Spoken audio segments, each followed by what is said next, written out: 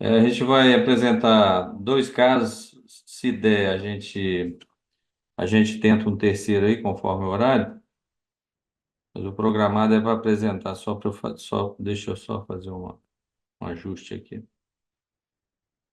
É, o programado são dois casos. Se sobrar um tempinho, eu acho que em meia hora, 40 minutos, a gente termina a sessão. Vamos direto ao caso, então. Esse aqui é um caso. Esse caso é o seguinte: é um paciente do sexo masculino, com 55 anos, etilista, com plaquetopenia a esclarecer, fígado com aumento de consistência, esquecimento, confusão mental e hálito com odor adocicado. Então, quero que vocês prestem bem atenção nessa indicação clínica do paciente, que é importante, tá, para o raciocínio diagnóstico desse caso. Então, o que mais levou esse paciente a procurar a fazer o ultrassom foi uma plaquetopenia. Esse exame foi pedido, na verdade, até por um hematologista, tá? Esse paciente não tinha passado ainda por nenhum gastro e ele procurou por causa dessa plaquetopenia. Então, vamos lá. Aí nós fizemos o ultrassom dele e o que nós constatamos foi que ele tinha um fígado com ecotextura heterogênea, de contornos serrilhados, como vocês podem ver aqui, né? Aqui é o lobo direito, né? Esse daqui é o lobo direito, esse aqui é o lobo esquerdo. Ele tinha um volume relativamente preservado, mas repare que o contorno dele é todo serrilhado e uma ecotextura heterogênea, finamente heterogênea, né? Isso caracteriza, então, uma hepatopatia crônica, né? Então, o primeiro órgão que eu analisei foi esse, foi o fígado. Eu já vi que ele tinha uma hepatopatia crônica.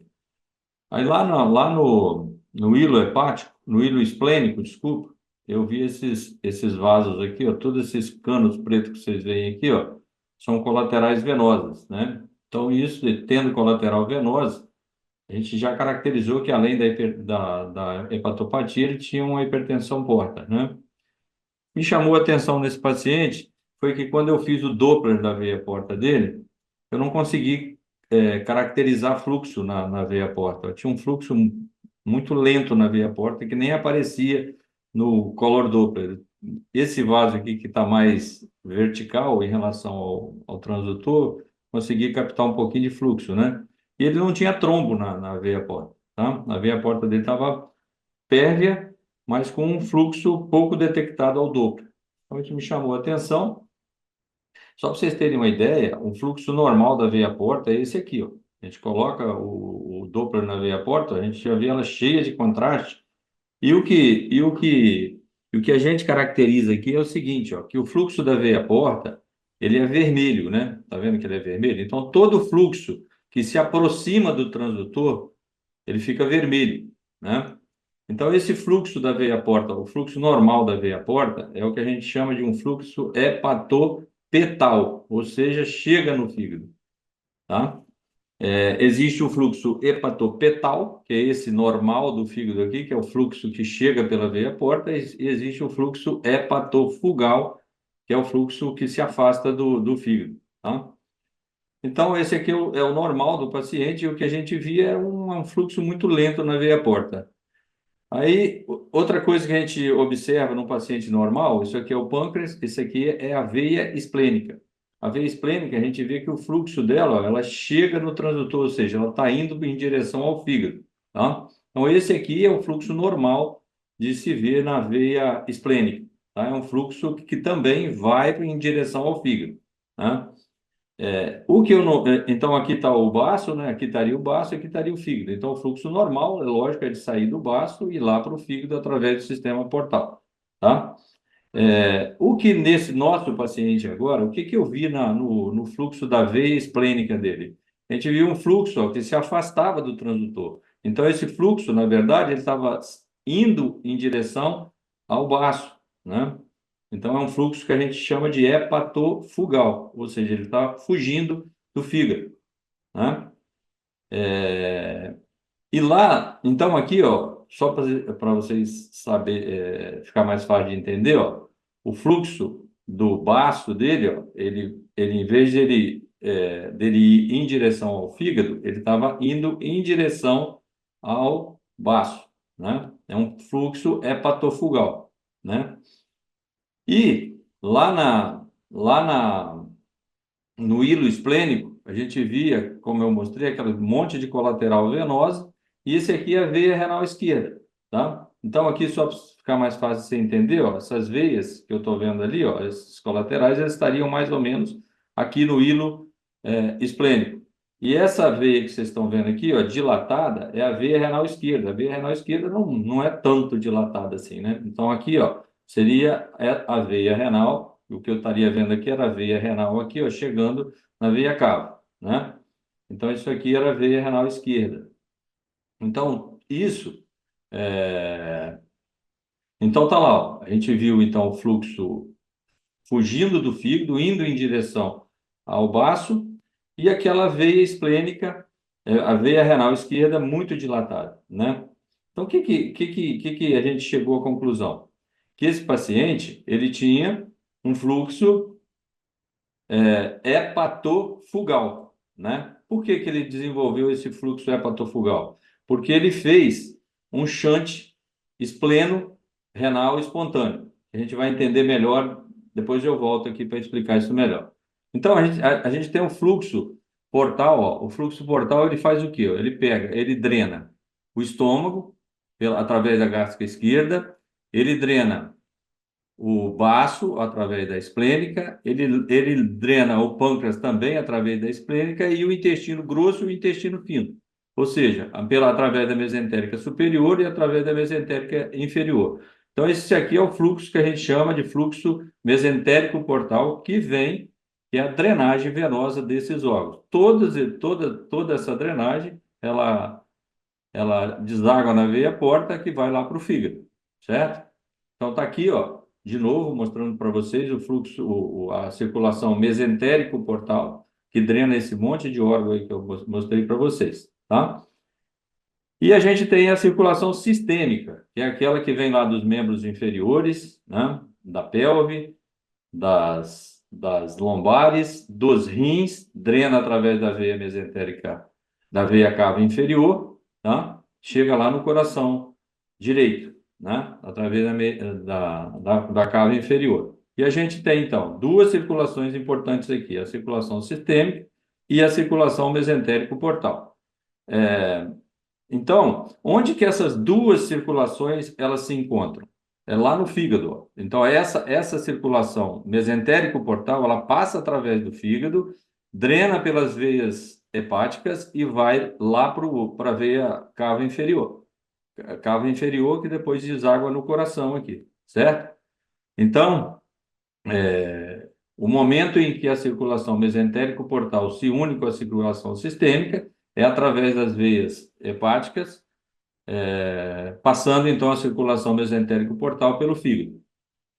E a gente tem esses dois sistemas, então, o sistema portal e o sistema caval, ou sistêmico, que eu mostrei para vocês. Esses dois sistemas, eles têm pressões relativamente iguais. Olha os reloginhos aqui. Então, está aqui ó, o fluxo sistêmico e aqui o fluxo portal. Esse sistema portal e esse sistema caval, eles têm algumas comunicações entre eles, mas eles vivem em harmonia, né? Por quê? Porque eles têm a mesma pressão, tanto o portal quanto o caval. Agora, o que acontece? Quando o paciente desenvolve uma cirrose hepática, o fluxo para passar através do fígado, ele fica mais difícil. Então, o que acontece? Ó, ele aumenta a pressão no sistema porta, né? E o sistema caval, que é o sistêmico, ele continua com a pressão dele lá normal. Então, o que acontece? Esse fluxo portal, ele começa a ter dificuldade de passar pelo fígado. Então, ele começa a criar alternativas para esse sangue do sistema mesentérico portal voltar para o sistêmico e ir para o coração através da cava, né? Então, é aqui que começa a desenvolver as anastomoses entre o sistema mesentérico portal e o sistema caval, que a gente chama de anastomose portosistêmica, né? Então, a hipertensão portal, a gente chama ó, de hipertensão portal quando a pressão no sistema portal for maior que 6 milímetros de mercúrio. Então, a gente chama de hipertensão portal. Se essa pressão no sistema portal for maior que 10 milímetros de mercúrio, se você vai ter hipertensão portal clinicamente significante. E se essa pressão no sistema porta passar de 12, a gente tem hipertensão portal associada com complicações, né? Então, quanto maior a pressão no sistema portal, mais clinicamente significativo é para o paciente, né?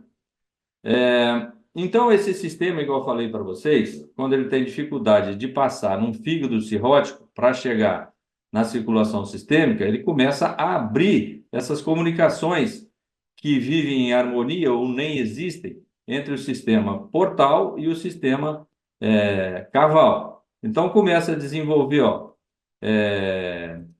aqui tem várias formas desse fluxo da veia porta chegar no sistêmico. Um deles, um dos mais importantes, é através da veia gástrica esquerda.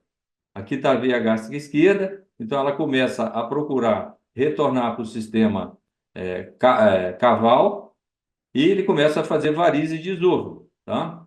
Tem as comunicações, ó, ele pode abrir também, ó, a veia para-umbilical e fazer cabeça de medusa. Todo mundo já ouviu falar. Ele pode abrir ele pode criar colaterais venosos através das gástricas curtas, ó, passando aqui, ó, para chegar lá na circulação sistêmica.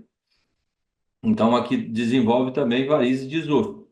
Ele pode abrir um circuito aqui, ó, entre a veia esplênica e a veia renal esquerda, que foi justamente o que o nosso paciente fez. E existem ainda as comunicações entre o sistema, entre no mesentério e no plexo hemorroidário superior. Então, por isso que esses pacientes que têm pressão, que têm cirrose, eles podem desenvolver hemorroida, né? Por quê? O plexo hemorroidário dele pode ficar hipertensivo.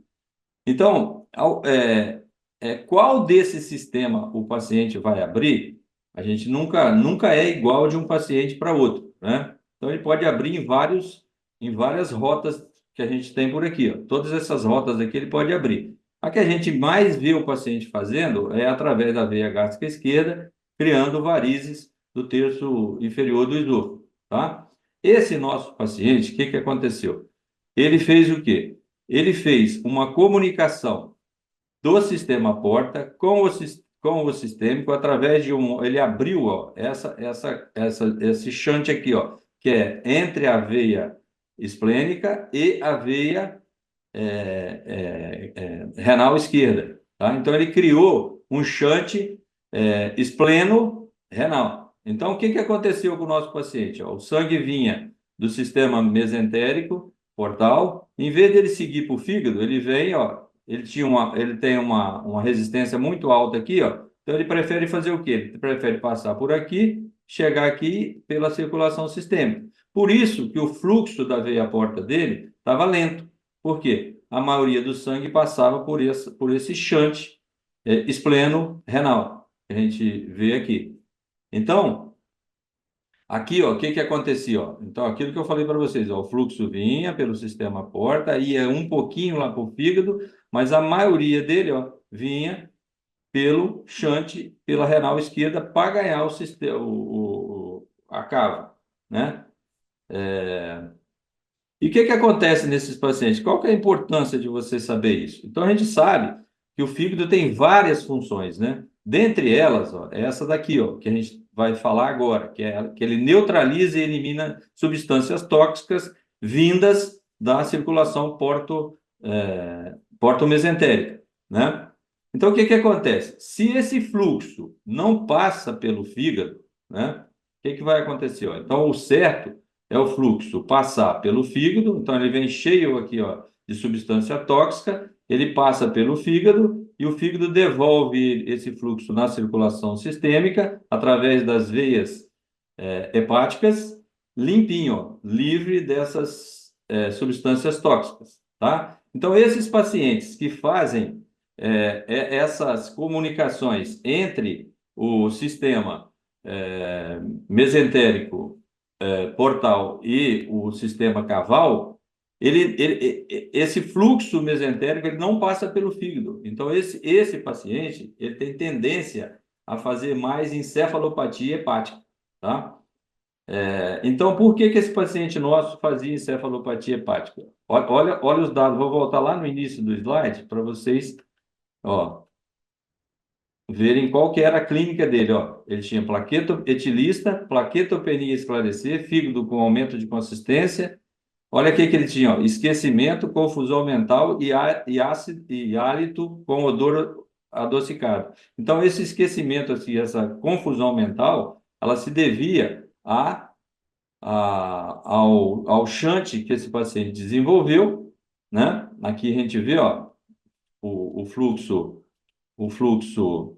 indo do sistema porta em direção ao baço e indo depois, então, pela veia renal esquerda, né? Então, ele desenvolveu esses sintomas de encefalopatia hepática justamente porque ele criou esse mecanismo de fuga do sistema portal para o sistema caval através desse shunt espleno-renal espontâneo, que a gente chama, né? Então, esses pacientes que fazem muito shunt porto sistêmico, eles têm tendência a fazer muita encefalopatia hepática. Já os pacientes que não fazem muito shunt porto sistêmico, o que que acontece? Ele tem mais propensão a fazer sangramento, principalmente através de varizes esofagianas, tá? Então, esse mecanismo de se criar uma comunicação entre o sistema portal e o sistêmico, ele é usado em pacientes com cirrose hepática que tem sangramento varicoso refratário e no tratamento de ascite refratário. O que que se faz? Eles colocam um stent, ó, que comunica o sistema porta, o stent está aqui, ó, com a veia hepática. Isso chama shunt porto sistêmico intrahepático transjugular. Eles entram pela jugular, vêm pelas veias hepáticas e cria esse shunt através dessa prótese autoexpansiva, né, entre o sistema entre as veias hepáticas e a veia porta.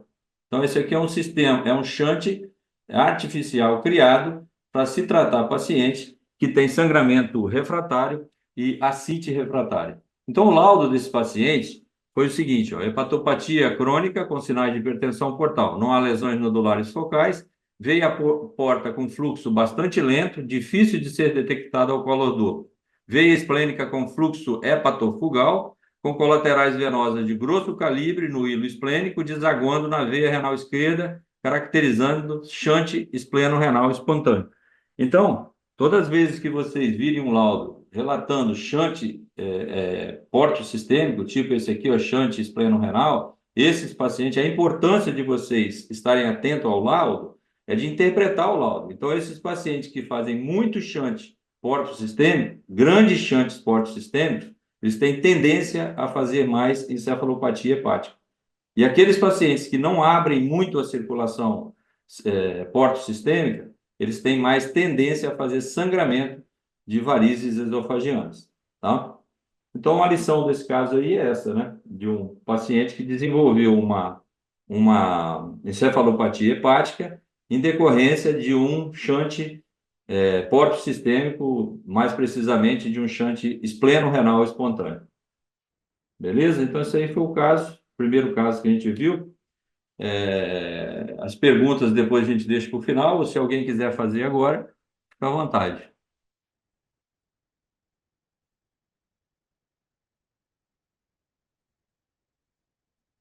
Senão a gente passa para o próximo caso aí. Doutor João Henrique está com a mão levantada. Vamos ver lá. O João vai perguntar pelo chat, João. Você quer falar aí?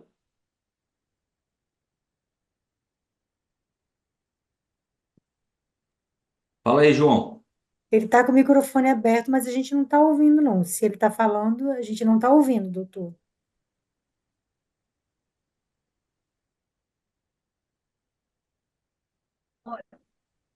Tá dando para me ouvir? É Rosimara. Aos Tá, o som tá dois. ruim, Osmar. Ah, tá. Eu também, eu achei muito legal, porque, assim, semana passada, eu fiz uma aula sobre complicações da cirrose, né? Então, não deu para explicar detalhadamente, porque eu tive que falar tipo, a maioria das complicações, né? Mas aí eu expliquei sobre o TIPS, né? As indicações, e que realmente a principal complicação do TIPS e a principal contraindicação é quando o paciente tem encefalopatia hepática.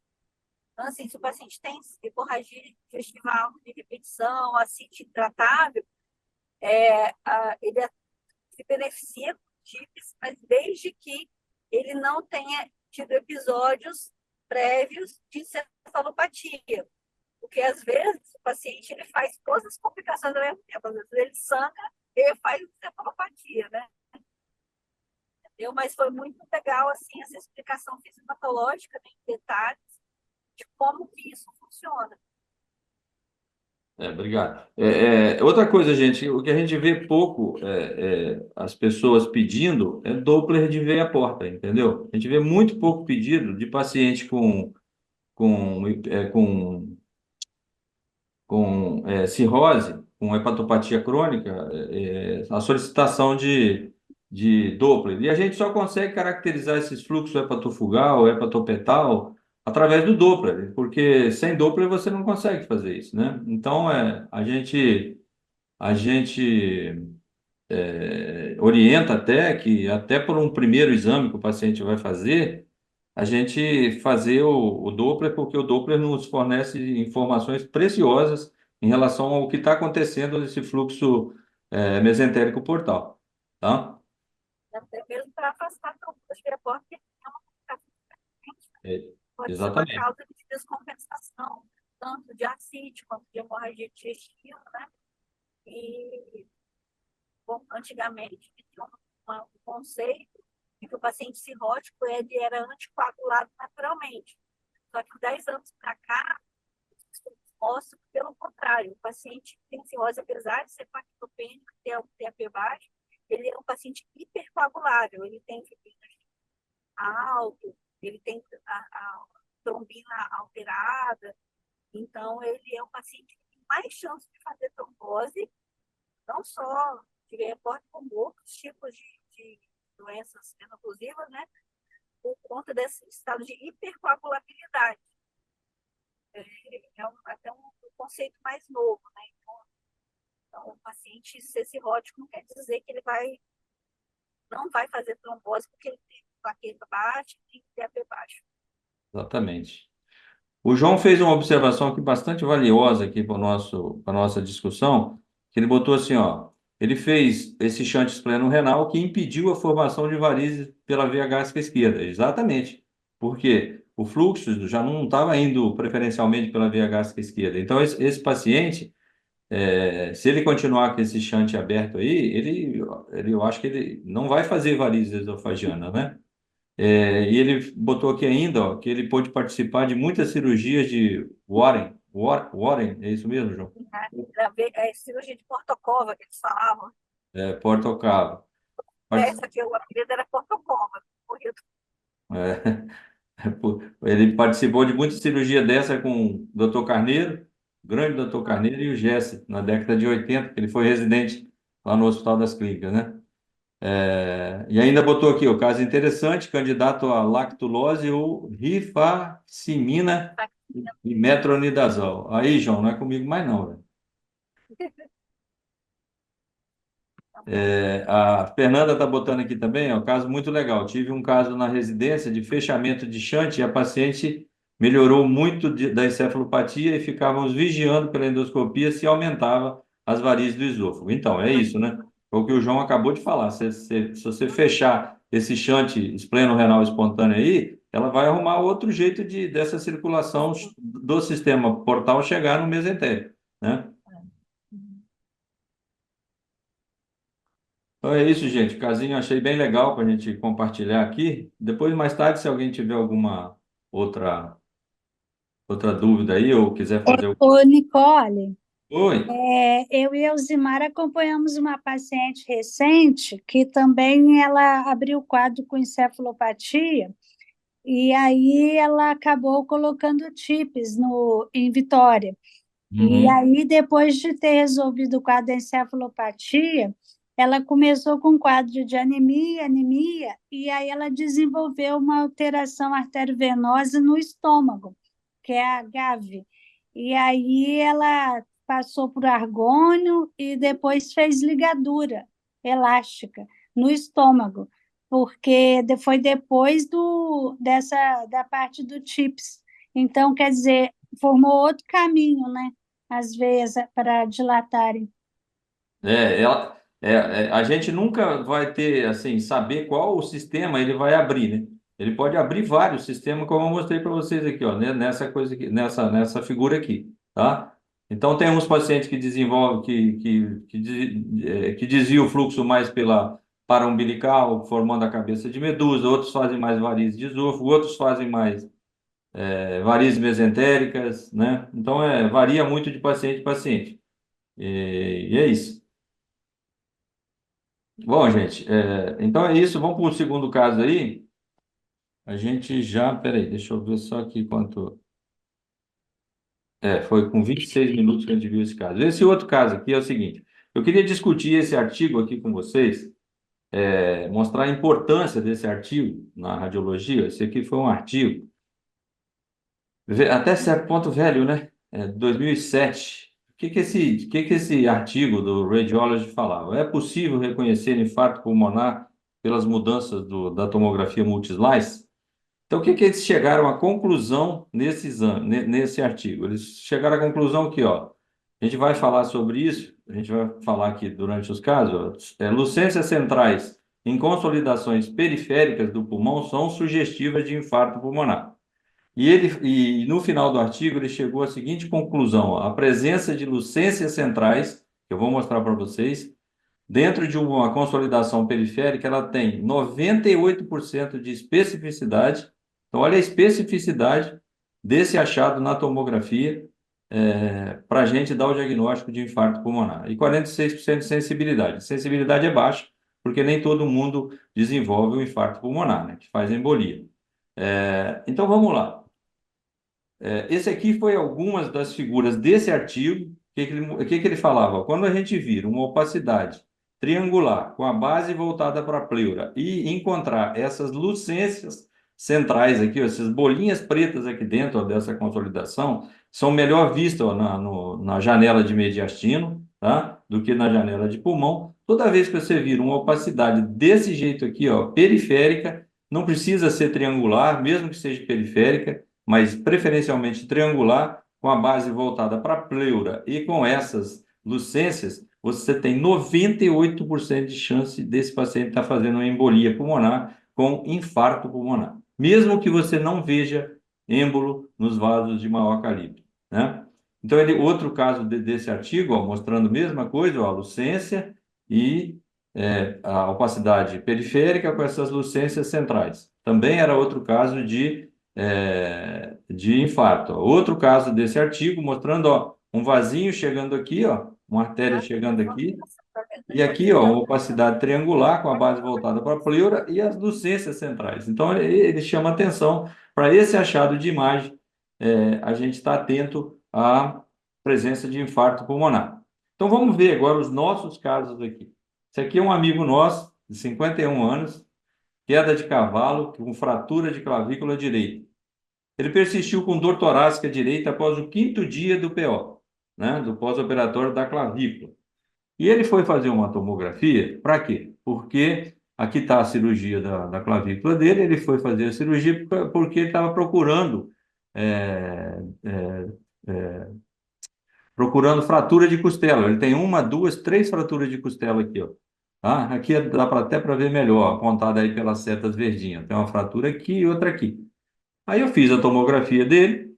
Só que é o seguinte, para que nós vamos injetar contraste num paciente que vai fazer uma tomografia para ver fratura de costela? Tem outra fraturinha aqui embaixo, que eu não mostrei, mas está aqui. Eu tinha 3 arcos costais, a face anterior dos arcos costais fraturados. Então, geralmente, a gente não faz contraste para esses pacientes. Mas a gente faz a tomografia do tórax toda.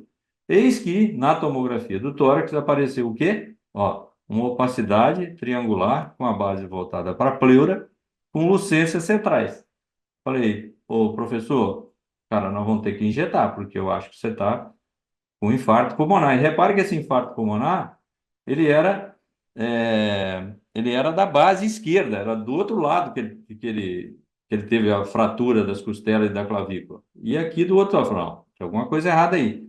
Vamos injetar? Vamos. Então vamos lá. Aí nós fomos e fizemos a injeção de contraste para ele.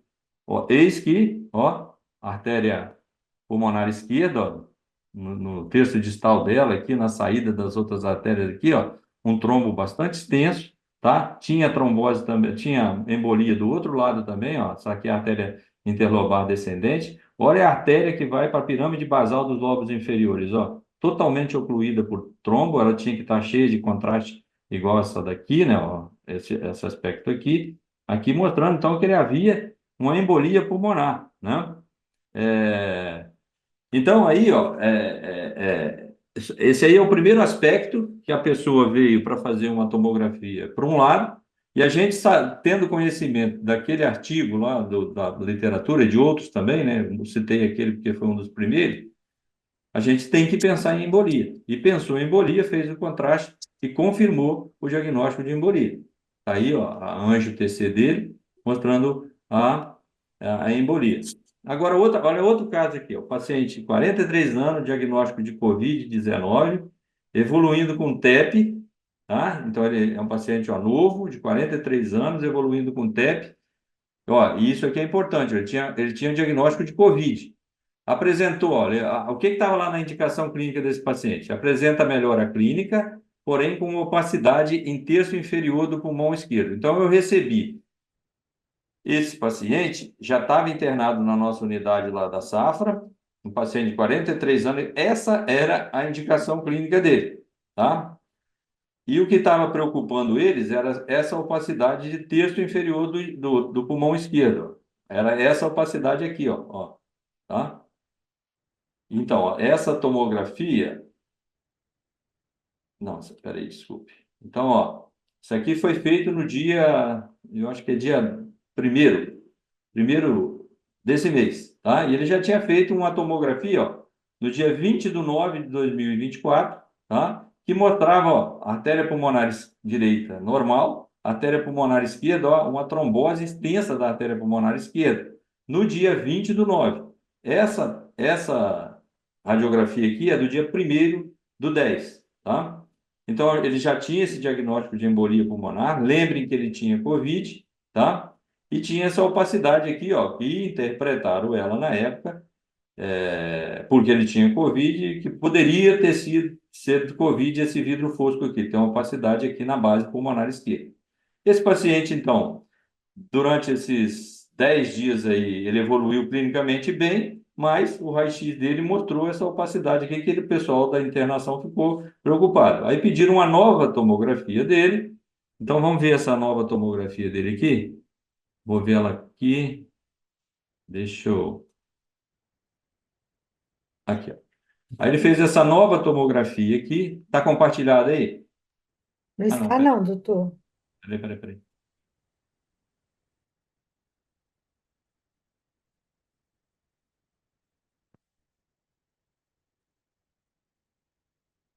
Agora tá, né? Sim, Então, ó, tá compartilhado? Tá, né?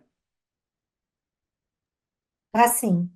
Então, a gente vê aquela opacidade que a gente via no raio-x, ó, mas a gente vê aqueles mesmos aspectos, ó, aquela opacidade periférica, aqui não tão triangular assim, ó, mas com aquelas lucências centrais. Então, o que que era essa opacidade que eles viram no raio-x de tórax? Devido à trombose extensa que ele tinha, que é o que eu mostrei naquelas radiografias, ele desenvolveu um infarto pulmonar extenso do lobo inferior. Então, já deu olha só, cheio de bolinha aqui dentro, ó, da consolidação. Então, outro aspecto, ele tinha um derramezinho pleural aqui também. Ele pediram para fazer sem contraste, porque ele já tinha feito uma tomografia e tal. Então, ó, só pelo aspecto da imagem aqui, a gente chegou à conclusão que aquilo que estava lá no pulmão, que estava assustando os clínicos, na verdade era o infarto que ele desenvolveu devido à trombose extensa do lobo inferior, tá? Então, você vê que, como ele tinha Covid, isso aqui poderia ser uma superinfecção, né? Uma infecção superajuntada. A gente só que isso nos permitiu definir que aquela opacidade que eles estavam vendo no raio-x era infarto pulmonar, né, pela presença dessas lucências centrais, tá? Então, quer dizer, aqui a gente já sabia que ele tinha embolia, só que ele desenvolveu uma consolidação. E essa consolidação nada mais era do que o pulmão dele infartado. E o que nos fez chegar a essa conclusão foi o aspecto dessas lucências centrais na consolidação periférica. Ok? Então, tá aí, ó, a tomografia, aqui a janela de pulmão, aqui a janela de mediastino. E eu acho que o clínico ficou satisfeito, né? Porque não era pneumonia superajuntada, não era complicação do Covid, e foi isso. Agora deixa eu descompartilhar aqui.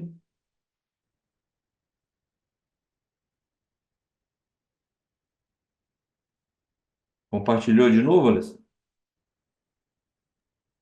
Compartilhou, mas só não está em modo de apresentação ainda. Deixa eu botar aqui.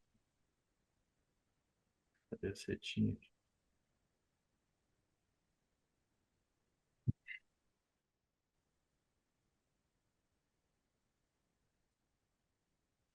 Agora Então, está certo, doutor. uhum.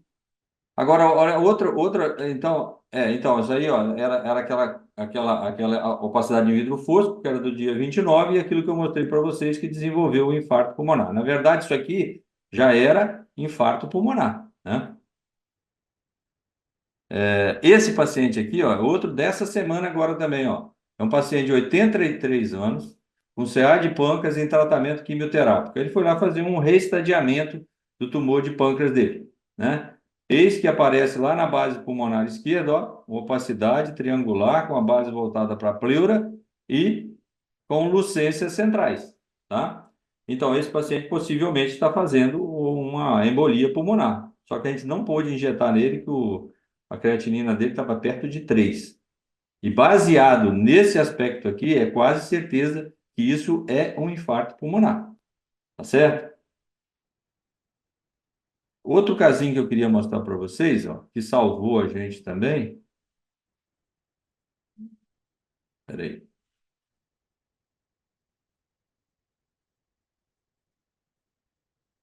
Foi esse caso.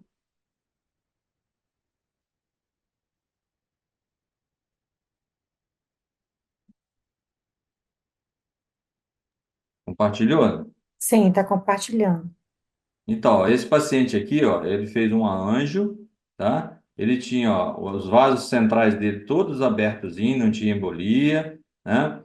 Ele tinha uma pequena embolia dessa artéria aqui, ó, e essa consolidação aqui, ó. Olha o que tem dentro da consolidação, ó, lucências centrais, tá? Então, às vezes, você não vai conseguir ver o trombo nos vasos, maior de maior calibre, e o que vai te sobrar é uma consolidação com a base voltada para a pleura e com lucências centrais, né? Então, esse aspecto da consolidação, ela salva a, a, a vida da gente, né? Em várias circunstâncias.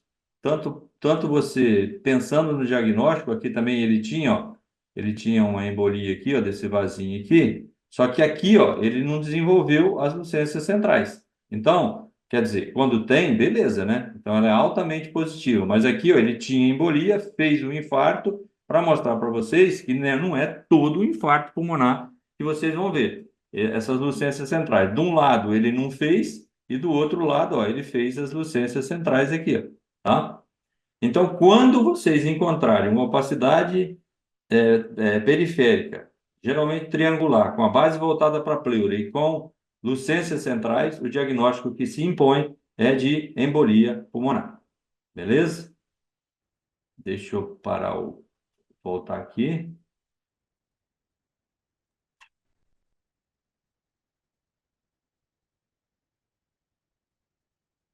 novamente.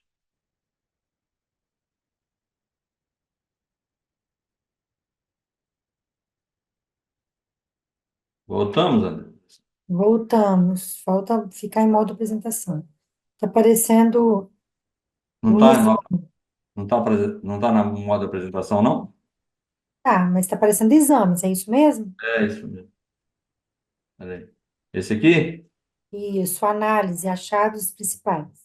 Não, tá certo. Agora, o último caso aqui, só para a gente encerrar, 40 minutos de reunião, é 5 minutos a gente mostra aqui um caso interessante lá da Santa Casa. Essa paciente é uma paciente de sexo feminino, 70 anos, fazendo controle de adenoma de adrenal. Ela foi fazer a ressonância para fazer um controle de adenoma de adrenal. Eis que aí nós fizemos, ó, então nós caracterizamos aqui o nódulo da adrenal, ele tinha queda de sinal aqui, ficava preto nessa sequência aqui, o que é característico do adenoma, mas não era isso o importante, isso aqui foi fácil de fazer o diagnóstico. Só que lá na fossa ilíaca direita dessa paciente, ela tinha uma lesão cística de paredes relativamente espessada, que realçava o meio de contraste, ela tinha um aspecto triangular. E essa lesão cística aqui, ela estava na base do apêndice, tá? Então a gente descreveu a lesão e sugeriu lá, ó, mucocele do apêndice secal deve ser considerada como hipótese mais viável, né? É, Pois bem, essa paciente foi para a cirurgia e na cirurgia, aí está o aspecto, ó, você vê o seco aqui, ó, e essa imagem tubular de aspecto cístico com a parede relativamente espessada, levemente espessada, na fossa ilíaca direita, né? Aqui é a fase com contraste, tá? Mostrando aqui, ó. A gente nem foi para fazer o exame dessa estrutura que a gente achou e foi lá depois de estudar isso aí. A gente estava fazendo exame para ver o adenoma da adrenal dela. Bom, essa paciente foi para a cirurgia, começou a doer, a ter episódios dolorosos abdominais, então eles resolveram fazer a cirurgia dela. E na cirurgia dela, foi isso aqui que a gente viu. Aqui a gente vê a base do seco, aqui, ó, o apêndice distendido, ó, isso aqui é o apêndice, é característico de uma mucocele do apêndice. Então tá aqui, ó, o seco, a lesão, e olha a semelhança da lesão do aspecto macroscópico com o aspecto de imagem, tá? Aqui, ó, de novo, ó, lado a lado, para mostrar a semelhança do método de imagem com a peça cirúrgica, tá? Então, é um casinho rapidinho, só para mostrar para vocês uma mucocele de apêndice muito bonitinha, né? E mucocele de apêndice tem que esperar, tem que operar, porque se ela romper, o que tem aqui dentro, na verdade, é mucina, né?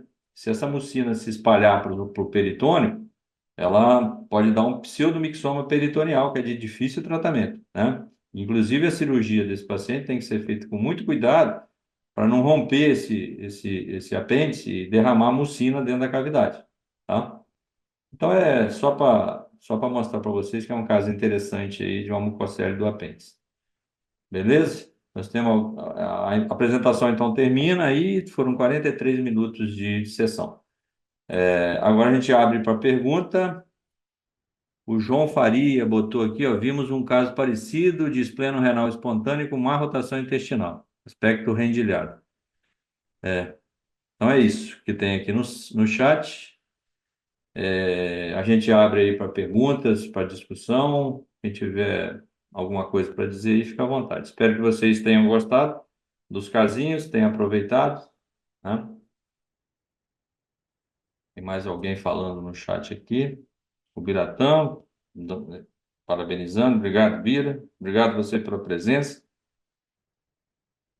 Bom, a Alessandra está pedindo aí para todo mundo avaliar a apresentação e avaliar essa reunião. Ela mandou um link aí para vocês avaliarem. A Edna mandou os parabéns. Marília também, parabenizando. O Vinícius também. João Faria também. Amanda também. Marcos. Renato. Se alguém tiver alguma pergunta aí para fazer. Bom, gente, eu acho que ninguém tem dúvida aí. Quando ninguém tem dúvida, ou a aula foi muito boa, ou ninguém entendeu nada.